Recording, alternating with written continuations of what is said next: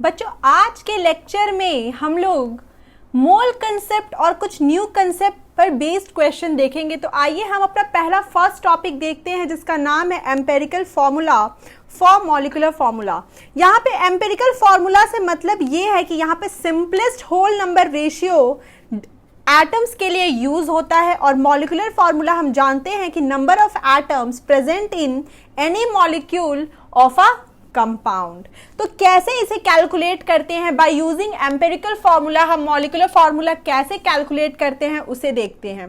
तो सबसे पहला स्टेप आपका ये होना चाहिए बच्चों कि यहां पर आपको मोल्स कैलकुलेट करने आने चाहिए। तो कैलकुलेशन पहले मोल्स के लिए, तो हम सबसे पहले मोल्स कैलकुलेट करना सीखेंगे, फिर हम किसी भी मोल्स को सिंपलेस्ट रेशियो में लेकर जाएंगे, सिंपलेस्ट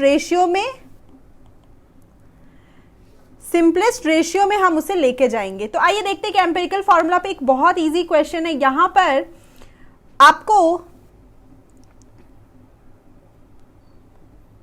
आपको हाइड्रोजन, कार्बन एंड क्लोरीन दिया हुआ है। तो यहां पे हाइड्रोजन की जो वैल्यू दी हुई है 4.07%, इन सभी को हम ग्राम में कन्वर्ट कर लेंगे। तो यह 4.07 ग्राम, आपका कार्बन हो जाएगा 24.27 ग्राम और क्लोरीन हो जाएगा 71.65 ग्राम।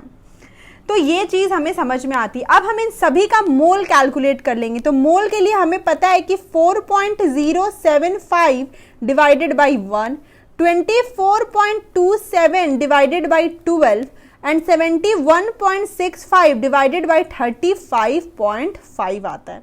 तो अगर इसका मोल हम देखें तो ये हमें टोटल कैलकुलेट होता है। अगर आप इसे कैलकुलेट कर लेते हो, इसे सिंपल रेशियो में हम रखते हैं तो ये आपका हो जाएगा 4, 2 और 2।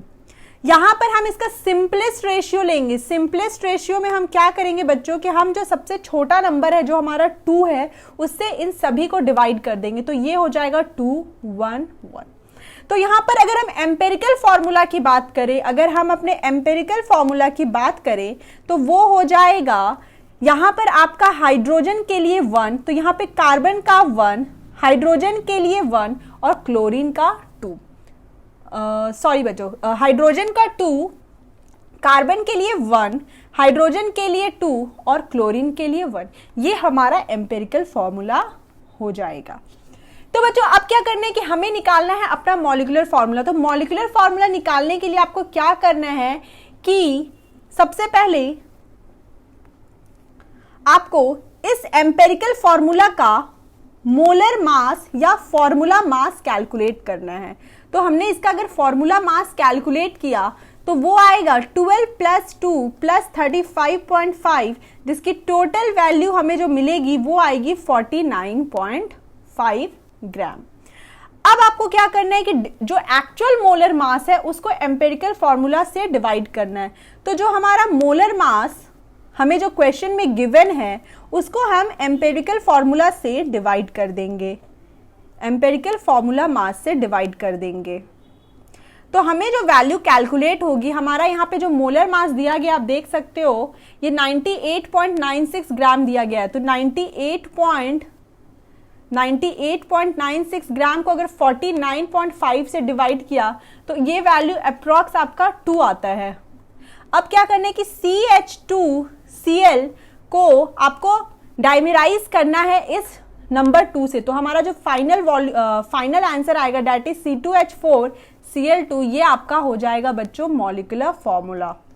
तो इस तरह हम मॉलिक्यूलर फॉर्मूला कैलकुलेट करना सीखते हैं। नेक्स्ट प्रॉब्लम देखते हैं कैसे। यहां पर इस क्वेश्चन में आपको आयरन और ऑक्सीजन दिया गया है। सबसे पहले हम आयरन और ऑक्सीजन देखेंगे। यहाँ पे 69.9% आयरन एंड 30.1% ऑक्सीजन की वैल्यू दी हुई है। तो 69.9 ग्राम ले लिया और 30.1 ग्राम ले लिया। इन दोनों को ऐड करोगे तो ये टोटल 100 ग्राम आएगा। फिर अगर हमने इसका मोल कैलकुलेट किया तो हमें पता है कि आयरन का एटॉमिक मास 55.5 होता है। आयरन का एटॉमिक मास 55.5 होता है और ऑक्सीजन का 32 होता है। तो अब हम क्या करेंगे बच्चों, यहाँ पर हम इसका मोल कैलकुलेट करेंगे तो ये होगा 69.9 डिवाइडेड बाई 55.5 और ये आपकी हो जाएगा 30 यहाँ O2 का 32 लेकिन O का 16 होगा तो 30.1 डिवाइडेड बाई 16, तो यहाँ पे जो ओवरऑल वैल्यू आएगी वो 1.25 और यहाँ 1.88 आएगी। अगर आप इसको सिंपलेस्ट, ये हमारा छोटा नंबर है, ये हमारा छोटा नंबर है, अगर हमने इसको सिंपलेस्ट रेशियो में कन्वर्ट किया तो 1.25 डिवाइडेड बाई 1.25 यहाँ पर 88 डिवाइडेड बाई 1.25 ये वैल्यू आपकी आएगी अप्रॉक्स 1.5। तो यहाँ पे 1.5 को अगर हमने चेंज किया तो ये हमारा आ जाता है 3/2। अब बच्चों अब आपको क्या करना है कि जो यहाँ पे 1 एंड 3/2 आया है, अब इसे और सिंपल करेंगे बाय मल्टीप्लाइंग 2। तो यहाँ पर क्या होगा कि हमारा 2 और यहाँ 3 आ जाएगा, तो यहाँ पर अपना हो जाएगा Fe2O3 हमारा एम्पिरिकल फॉर्मूला। तो इस तरह हमने इस प्रॉब्लम को किया। सबसे पहले आपको मोल कैलकुलेट करना है, मोल कैलकुलेट करने के बाद आपको उसका सिंपलेस्ट रेशियो निकालना है, देन आपको देखना है कि कितने एटम्स उस एलिमेंट में प्रेजेंट है। इसके साथ ही अभी बहुत ही इजी क्वेश्चन है, यहाँ पर आपको नाइट्रोजन का 28 ग्राम दिया है और ऑक्सीजन का 80 ग्राम दिया है। अगर आपको पता है तो नाइट्रोजन का हम यहाँ पे मोल निकाल लेते हैं, तो वो हो जाएगा 28 divided by 14 is equal to 2। Oxygen का हो जाएगा 80 डिवाइडेड बाई 16 दैट इज 5। तो यहाँ पे N2O5 हमारा आंसर है, option C is correct answer. तो इस तरह हमने एम्पिरिकल फॉर्मूला और मॉलिक्यूलर फॉर्मूला पे बेस्ड कुछ क्वेश्चन देखे। आइए अब हम देखते हैं लिमिटिंग रिएजेंट का क्वेश्चन। लिमिटिंग रिएजेंट होता क्या है, यहाँ पर एक रिएक्टेंट ज्यादा हो जाता है और दूसरा कम, तो जो अमाउंट में कम होता है उसकी रिस्पेक्ट में रिएक्शन को प्रोसीड किया जाता है। जैसे हमें पता है कि अमोनिया के फॉर्मेशन के लिए हमें 1 mole nitrogen and 3 mole hydrogen gas जब रिएक्ट करती है तो 2 मोल अमोनिया का फॉर्मेशन होता है।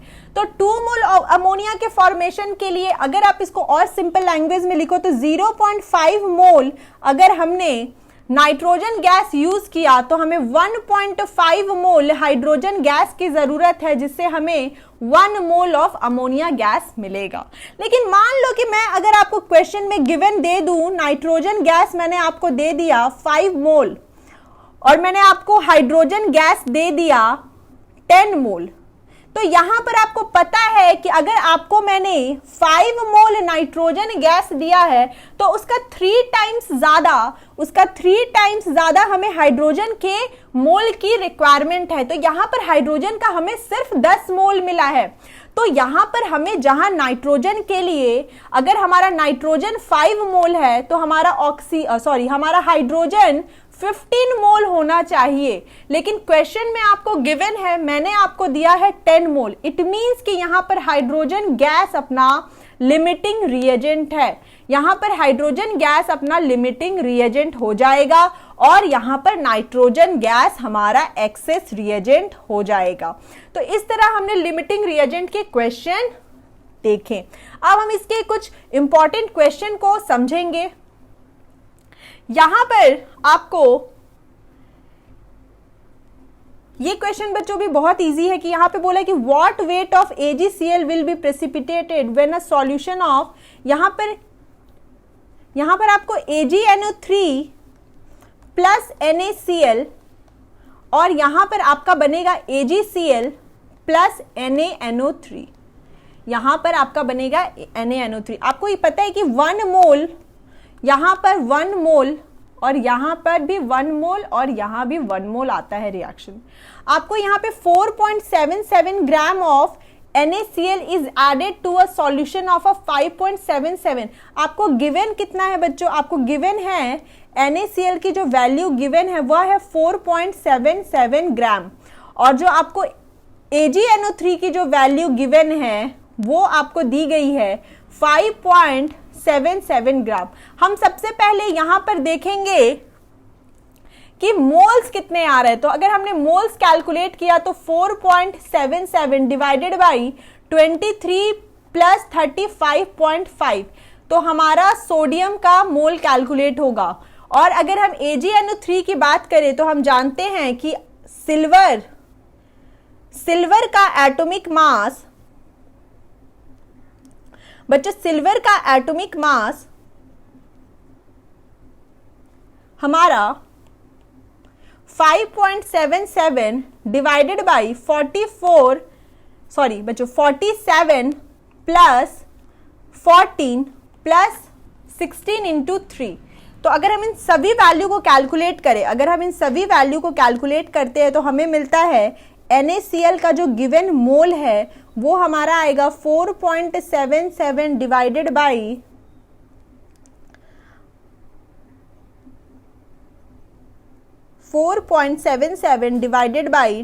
58.5, ये हमारा आएगा 0.08 मोल्स। अगर हम AgNO3 के गिवन मोल्स को कैलकुलेट करें तो हमें मिलेगा 48 plus 14 plus 47 109 and 5.77 divided by 109, ये आपका आ जाएगा 0.05 मोल। तो आप देख सकते हो कि 1 मोल के लिए 1 मोल की रिक्वायरमेंट है, 1 मोल के लिए 1 मोल की रिक्वायरमेंट है।